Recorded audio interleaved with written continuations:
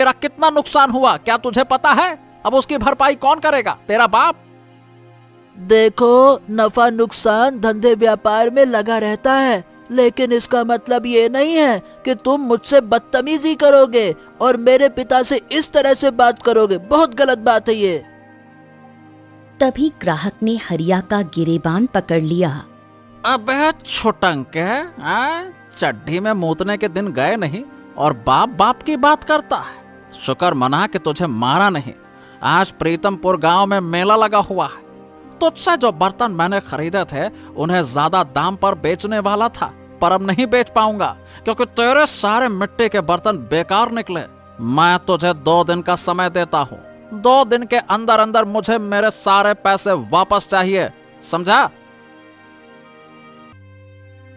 इतना कहकर ग्राहक वहां से चला गया। हरिया चुपचाप आंखों में आंसू लिए बैठा रहा। पिताजी, मेरी समझ में नहीं आता कि हम इतनी मेहनत से मिट्टी के बर्तन बनाते हैं, फिर भी हमारे मिट्टी के बर्तन टूट क्यों जाते हैं। ये पहली बार नहीं है कि कोई ग्राहक शिकायत लेकर आया है। हर रोज कोई न कोई आता है और आपको अपमानित करता है। मुझे अच्छा नहीं लगता।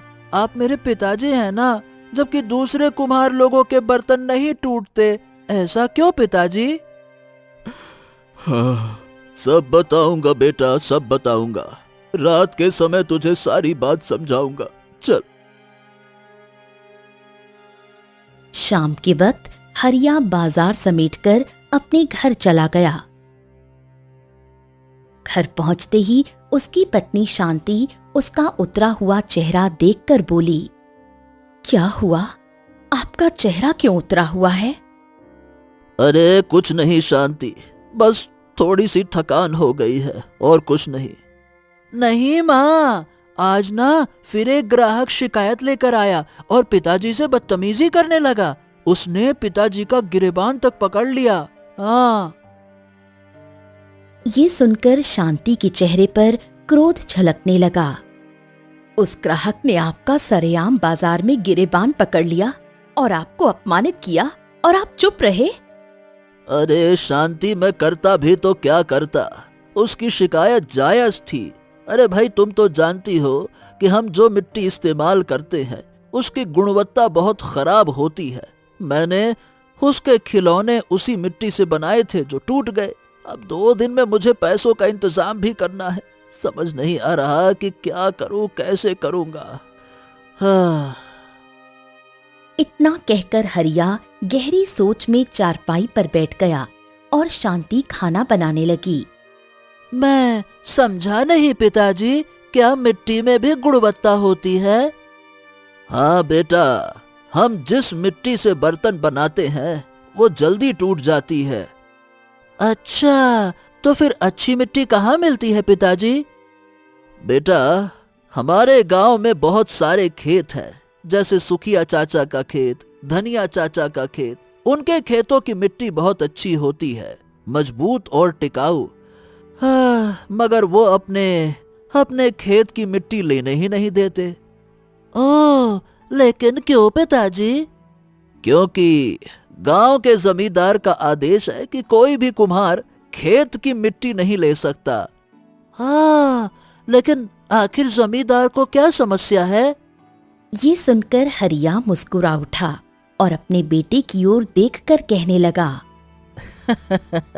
बहुत सवाल करते हो बेटा, और जो बच्चे सवाल करते हैं वो बड़े होकर बहुत बुद्धिमान निकलते हैं।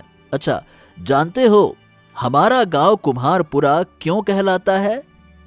क्यों पिताजी? क्योंकि 75% यहाँ पे कुम्हार रहते हैं और बाकी के 25% किसान। अब दूर दराज से व्यापारी यहाँ से मिट्टी के खिलौने और बर्तन खरीदने आते हैं। जमींदार चाहता है कि जैसे उसने किसान को कर्ज देकर गुलाम बना लिया है, वैसे ही कुम्हारों को भी बना ले।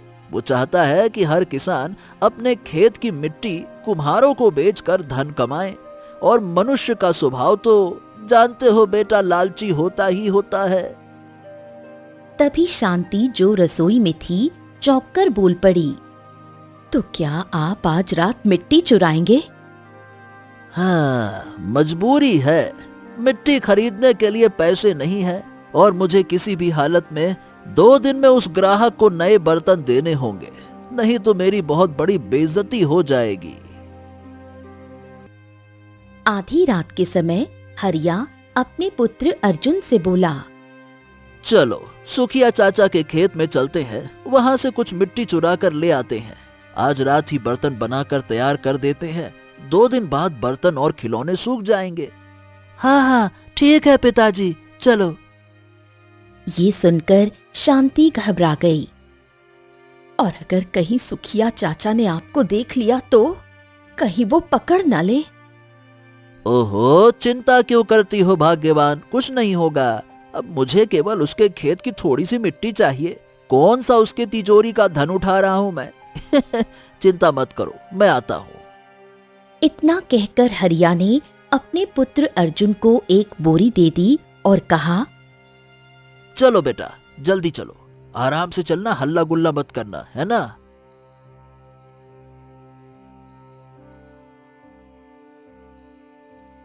कुछ देर बाद हरिया और उसका 10 वर्षीय पुत्र अर्जुन चुपके से सुखिया चाचा के खेत में पहुंचे।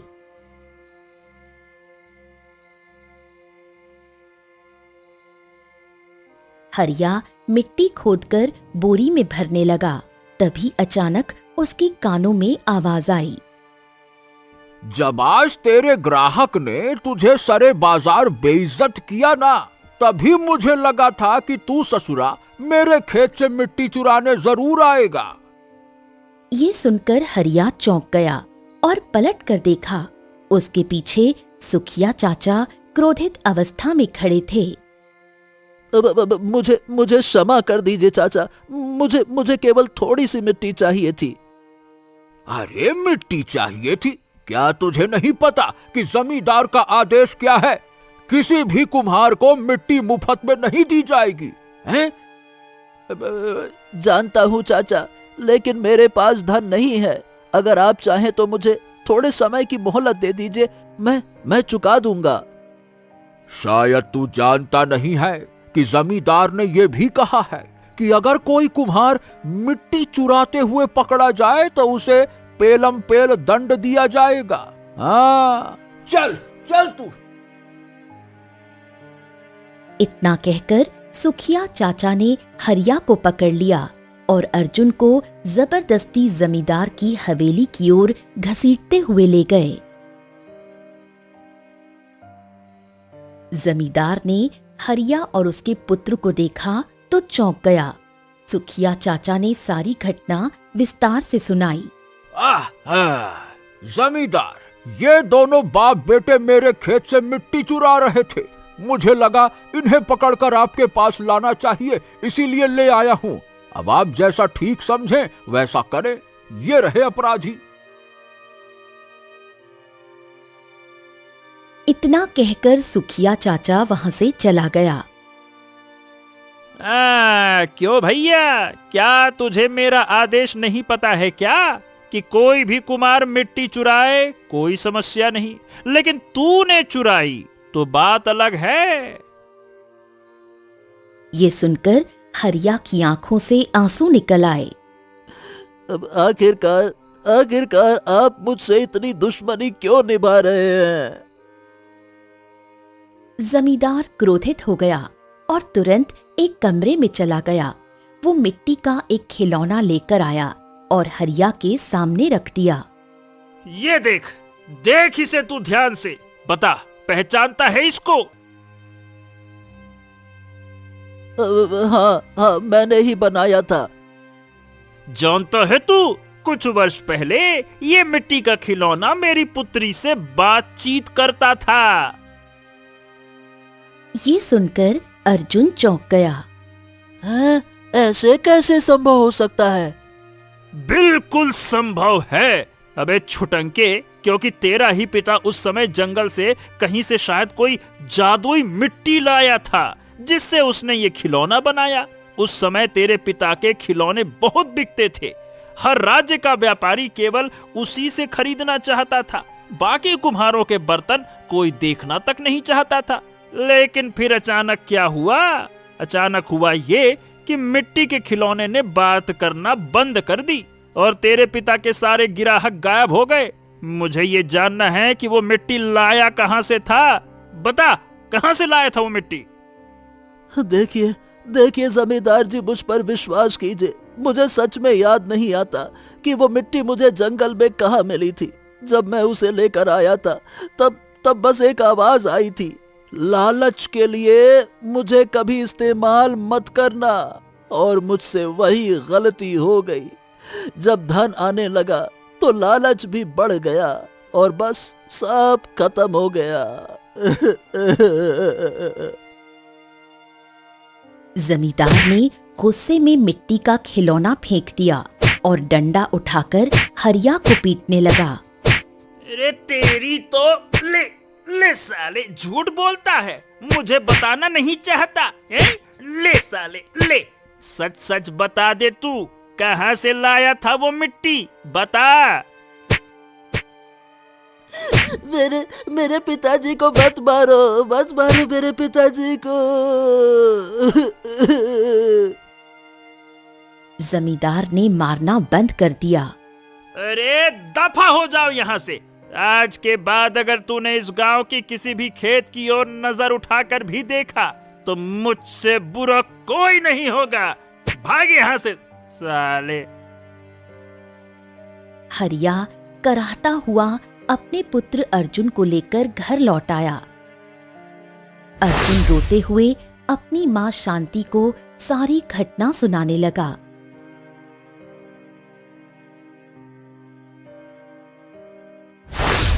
शांति ने हरिया के जख्मों पर मरहम लगाया और रोते हुए बैठ गई। कुछ देर बाद हरिया ने अपने बेटे अर्जुन को पास बुलाया।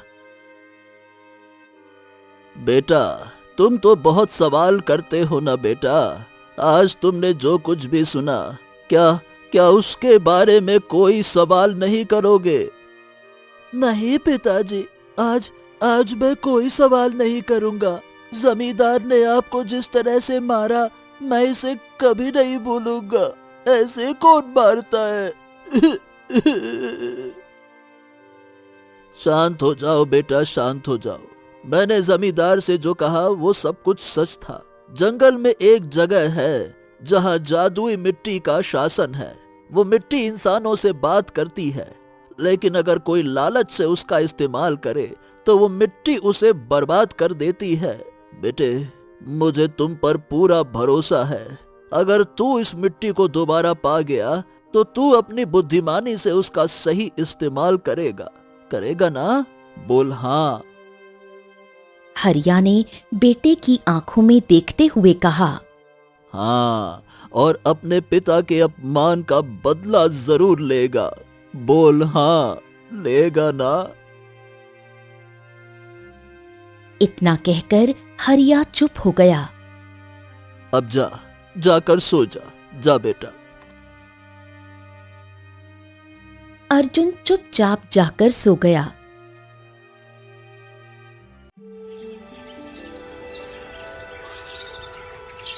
अगले दिन सुबह हुई तो उसकी माँ फूट फूट कर रो रही थी। हरिया संसार छोड़ चुका था।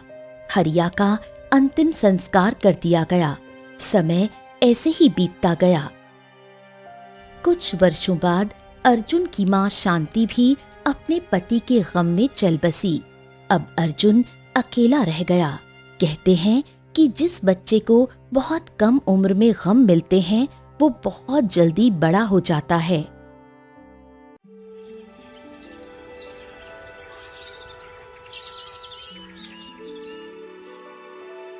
अर्जुन गांव के बाजार में मिट्टी के बर्तन और खिलौने बेच रहा था। अरे भैया, मिट्टी के बर्तन, मिट्टी के खिलौने ले लो। मजबूत है, टिकाऊ है, एकदम ऐसे कि पत्थर पर फेंको चाहे पहाड़ से फेंको, नहीं है ये टूटने वाले। अरे मेरे मिट्टी के बने बर्तन हैं चट्टान से भी मजबूत। ले लो ले लो ले लो, मिट्टी के बर्तन ले लो, मिट्टी के खिलौने ले लो। बहन जी दिखाऊं क्या? देख लो। इसमें तो कोई शक की बात नहीं है अर्जुन भैया। अगर तुम्हारे बनाए हुए खिलौने सच में चट्टान से भी ज्यादा मजबूत हैं, तो लाओ अपने सारे खिलौने मुझे दे दो। इतना बोलकर ग्राहक ने अर्जुन को मुद्राओं की पोटली पकड़ा दी और अर्जुन ने उसे सारे मिट्टी के खिलौने और बर्तन दे दिए। अर्जुन खुशी खुशी अपने घर लौट आया।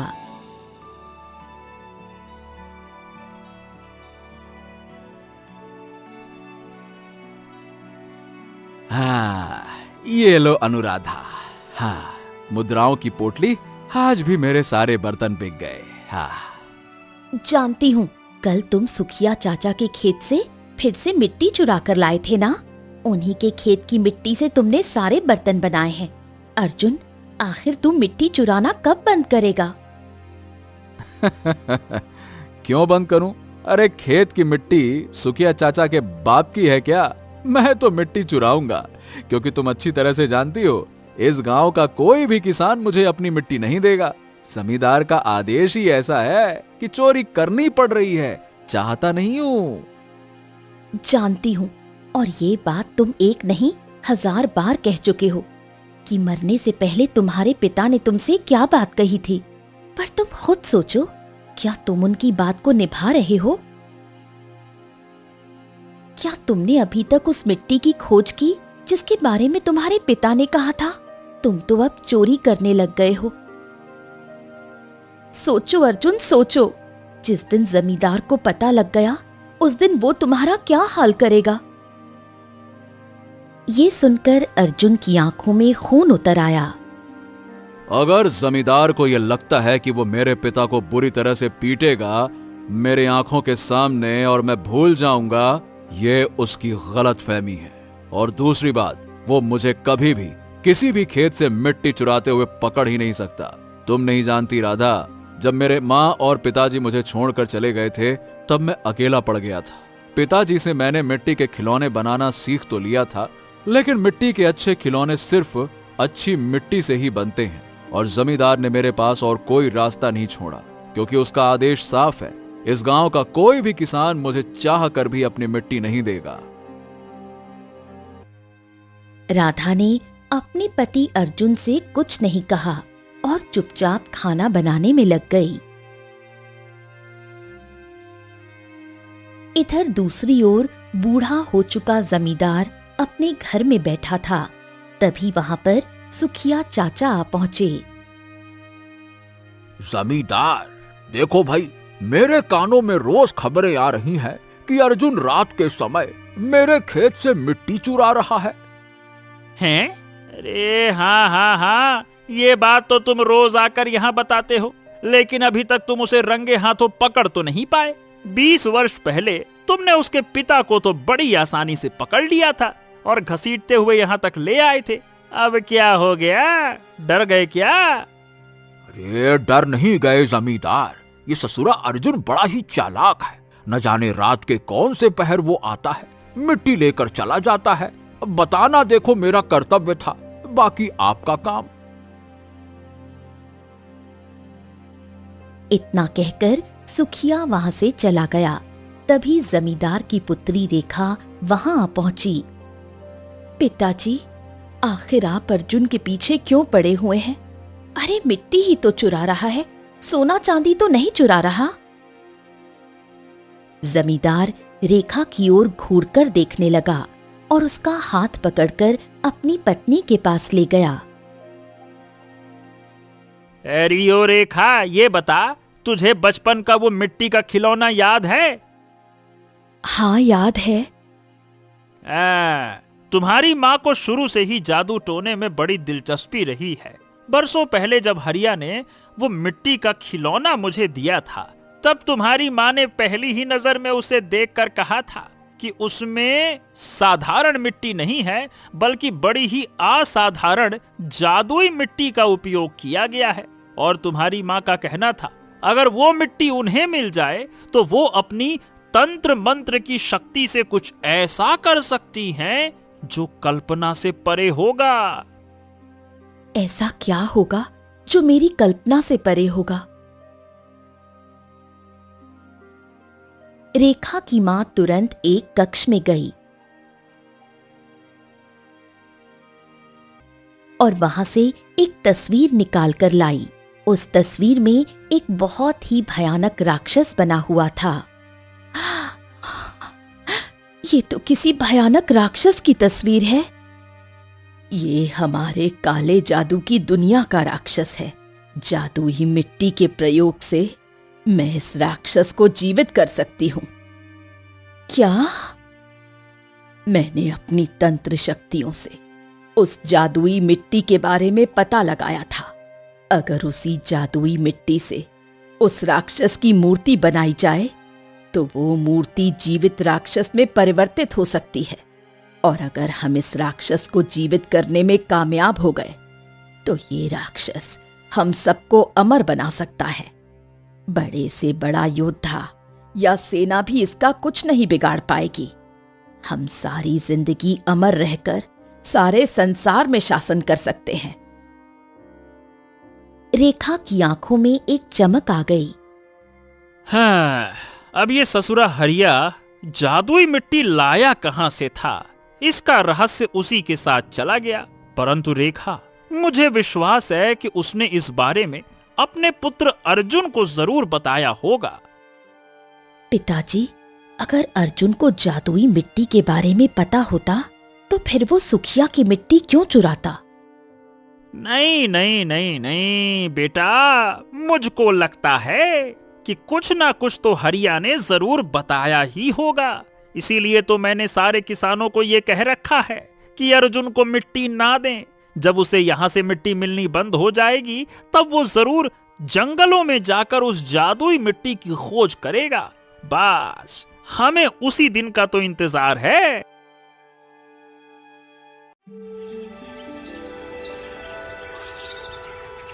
अगले दिन अर्जुन गांव के बाजार में मिट्टी के बर्तन बेच रहा था।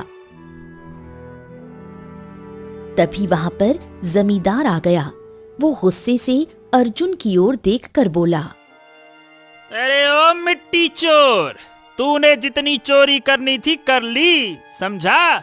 अब मैं तुझे और चोरी नहीं करने दूंगा। ये मिट्टी के बर्तन क्यों बेच रहा है रे?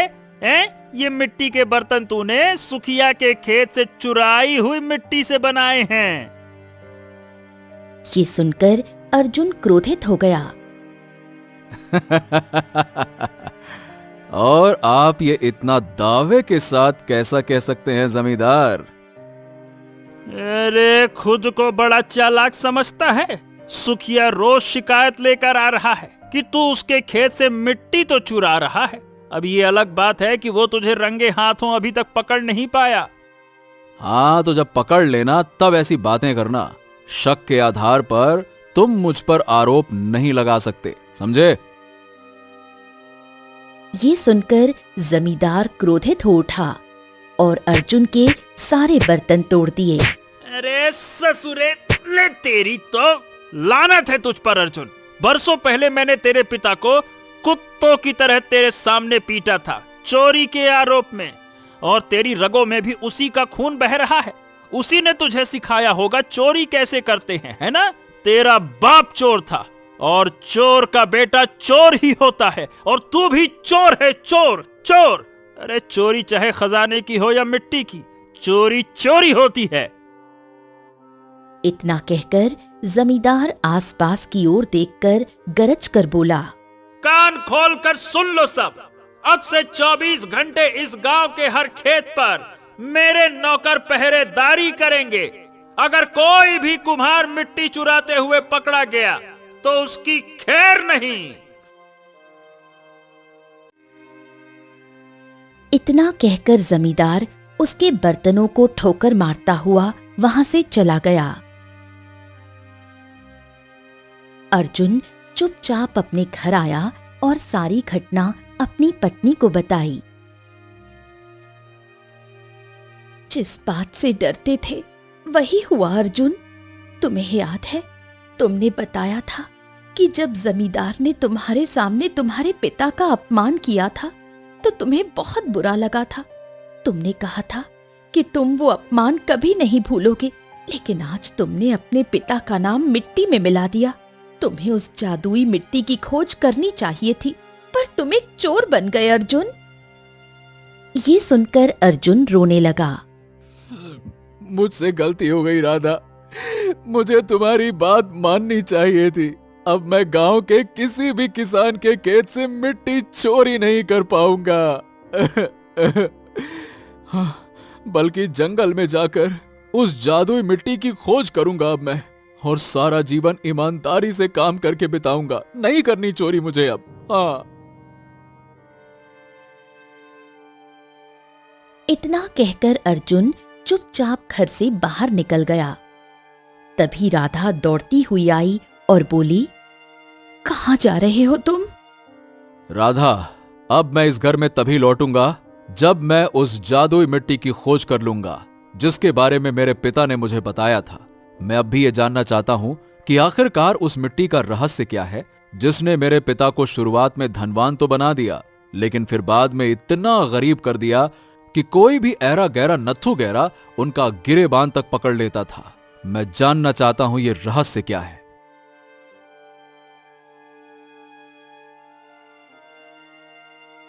इतना कहकर अर्जुन जंगल की ओर चल पड़ा।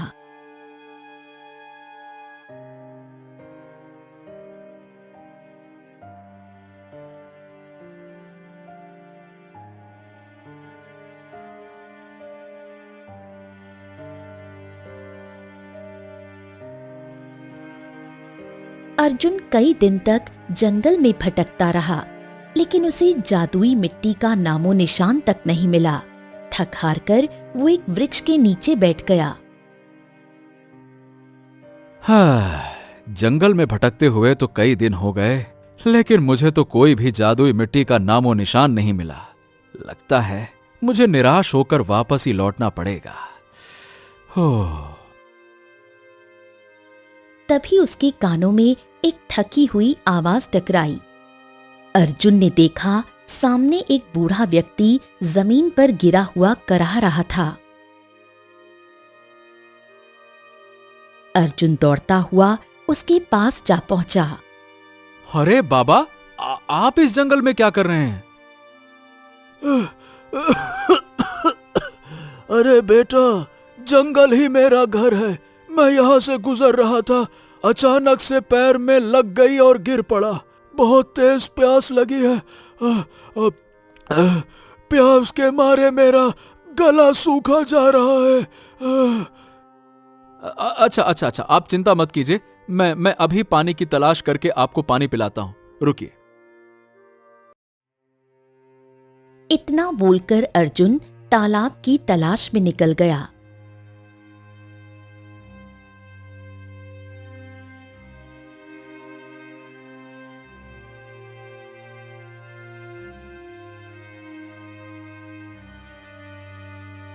काफी दूर चलने के बाद अर्जुन को एक तालाब नजर आया। वो कलश लेकर तालाब से पानी भर लाया और बूढ़े व्यक्ति को पिलाया। बूढ़ा व्यक्ति पानी पीकर उठ खड़ा हुआ। हाँ, बेटा, यहाँ तो तालाब का दूर दूर तक नामो निशान नहीं है। तुम्हें यह पानी कहाँ से मिला? अब बाबा, पानी की तलाश में यहां से 10 कोस पैदल चलना पड़ा, तब जाकर कहीं एक तालाब मिला। ओह बेटा, तुम वापस भी तो जा सकते थे। ऐसे कैसे आपको प्यासा छोड़कर वापस जा सकता था? नहीं नहीं नहीं नहीं, मैं कभी किसी को तकलीफ में नहीं देख सकता बाबा। बूढ़ा व्यक्ति मुस्कुराया और अर्जुन से बोला, हाँ, ये बताओ, तुम इस जंगल में क्या कर रहे हो? अर्जुन ने उसे सारी घटना विस्तार से बताई।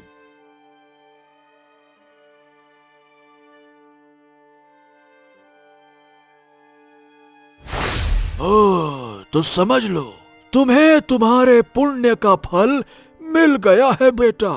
सुनो, यहाँ से दाहिनी दिशा की ओर चलो, तुम्हें जादुई मिट्टी मिल सकती है। क्या? आपको कैसे पता? तुमसे कहा था ना मैंने कि जंगल में रहस्य छिपा है। लेकिन बाबा, मैं उस मिट्टी को पहचानूंगा कैसे? मुझे तो हर मिट्टी साधारण ही लग रही है। देखो बेटा, जब तुम उस मिट्टी के पास से गुजरोगे तो वो मिट्टी तुमसे बात करेगी। वो मिट्टी तुम्हारा नाम लेकर तुम्हें पुकारेगी और यही उस जादू की निशानी होगी। हाँ। इतना कहकर बूढ़ा व्यक्ति वहां से चला गया। अर्जुन चुपचाप बताई गई दिशा की ओर बढ़ चला।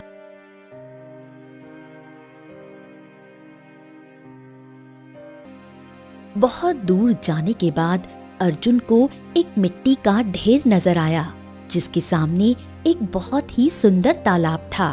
अचानक मिट्टी सुनहरे रंग में चमकने लगी, पेड़ों से रोशनी फूटने लगी और उसी समय एक आवाज गूंजी। तो आखिरकार तुम यहाँ तक आ ही गए अर्जुन, मुझे उठाओ, मैं जादुई मिट्टी हूँ। याद रखना, अगर मुझे ईमानदारी से इस्तेमाल करोगे तो तुम्हारा भाग्य बदल जाएगा, लेकिन अगर तुम्हारे मन में लोभ, ईर्ष्या या घमंड आया तो तुम्हारा भाग्य दुर्भाग्य में बदल जाएगा। मेरा उपयोग बहुत संभाल कर करना। याद रखना, इस मिट्टी की खासियत ये है कि ये किसी के भी आंसू पोंछ सकती है। ये मिट्टी किसी की भी उदासी को दूर कर सकती है। धीरे धीरे तुम मेरे उपयोग जान जाओगे। इसका मतलब ये सचमुच में चमत्कारी मिट्टी है। अर्जुन ने तुरंत वो मिट्टी अपने पात्र में भर ली और घर की ओर चल पड़ा।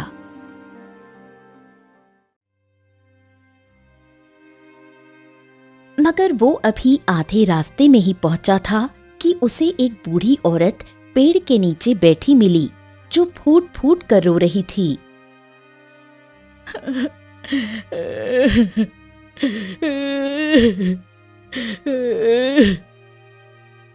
अरे, आप रो क्यों रही हैं? क्या हो गया आपको?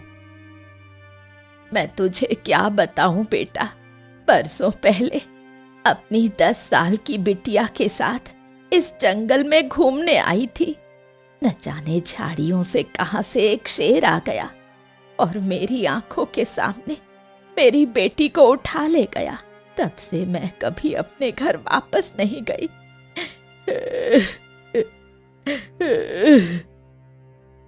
काश मेरी बेटी की कोई तस्वीर या मूर्ति मेरे पास होती तो उसे देखकर ही मैं अपना बचा हुआ जीवन काट लेती।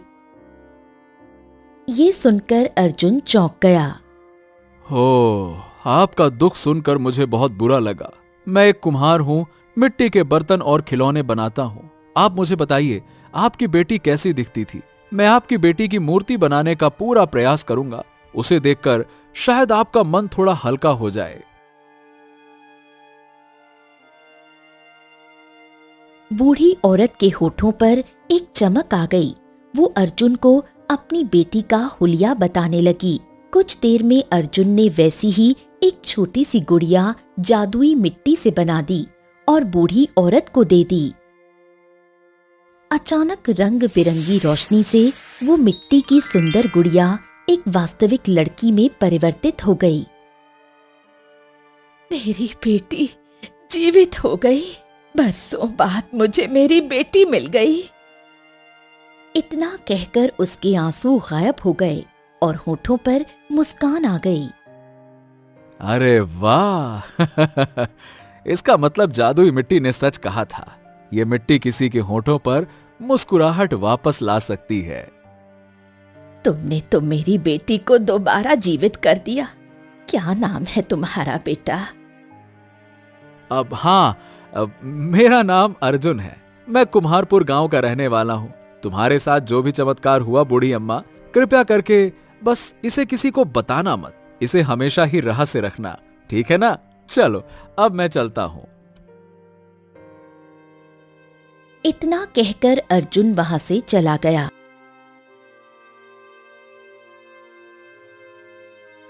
घर पर आकर अर्जुन ने सारी घटना अपनी पत्नी राधा को सुनाई।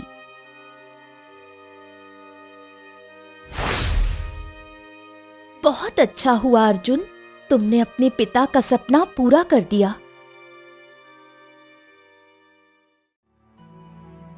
अर्जुन ने दिन भर जादुई मिट्टी से खिलौने बनाए।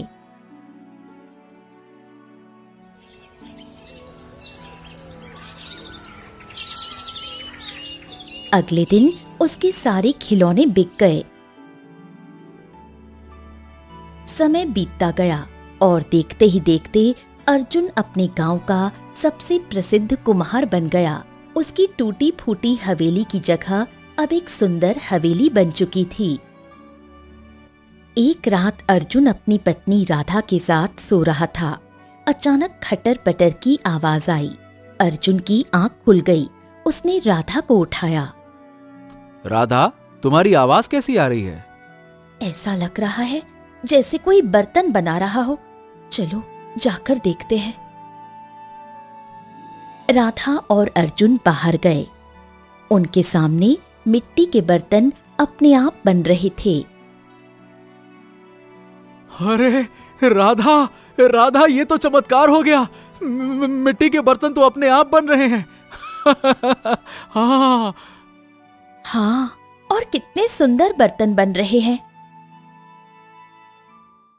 तभी जमींदार अपनी पत्नी और पुत्री रेखा के साथ तलवार लेकर आ पहुंचे। मुझे इसी दिन का तो इंतजार था। जमींदार, तुम यहाँ क्या कर रहे हो? अरे मूर्ख, अब ये सच सच बता तू कि ये जादुई मिट्टी तू कहां से लेकर आ गया। जब तेरा भाग्य बदलने लगा और तू गांव का सबसे प्रसिद्ध कुम्हार बन गया, तो ही मुझे समझ में आ गया कि बेटा तू जादुई मिट्टी दोबारा पा गया है। वही मिट्टी जो तेरे पिता हरिया के पास थी। अर्जुन चौंक गया। देखो, मिट्टी के बर्तन अपने आप बन रहे हैं। अरे देखती क्या हो, इस सारी मिट्टी को उठा लो। जमींदार की पत्नी ने मिट्टी को छुआ। अगले ही पल मिट्टी से काला धुआं निकला और वो एक सुंदर स्त्री में बदल गई। मूर्ख, क्या तुझे पता नहीं है कि इस मिट्टी को अगर कोई अपवित्र इंसान छुएगा तो उसका बुरा हाल होगा।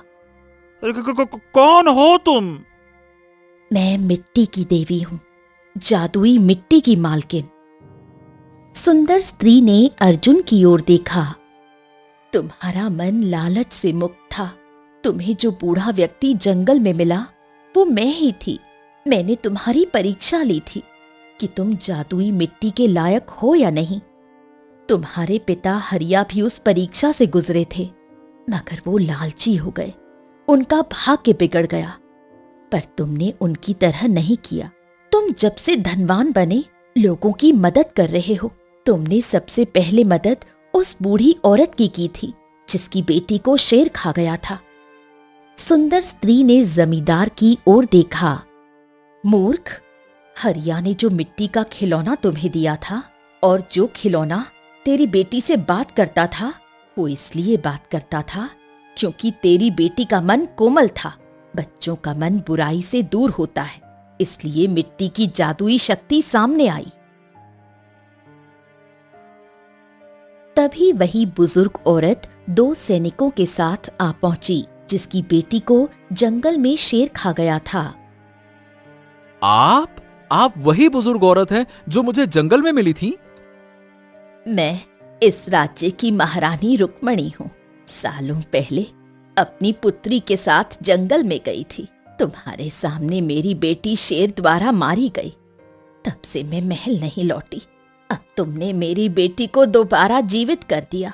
मैं तुम्हारा धन्यवाद करने आई थी, मगर मैंने जमींदार की साजिश भी सुन ली। जमींदार, उसकी पत्नी और बेटी को पकड़कर कारागार में बंद करो। अब वो कभी भी बाहर नहीं निकल पाएंगे।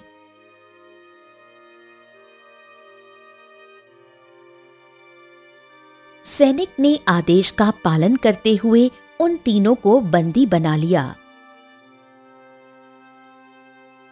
तुम्हारा शत्रु खत्म हो चुका है। बरसों पहले तुम्हारे पिता हरिया लालची हो गए थे। मिट्टी की शक्ति के कारण वो भूल गए थे कि मिट्टी कहां से आई थी। याद रखना, जिस दिन तुम्हारे मन में लालच आएगा, तुम भी भूल जाओगे कि ये मिट्टी कहाँ से आई थी और तुम्हारा भाग्य भी बदल जाएगा। मगर मुझे नहीं लगता कि तुम अपने पिता जैसे बनोगे। ऐसे ही मदद करते रहना। इतना कहकर मिट्टी की देवी वहां से गायब हो गई।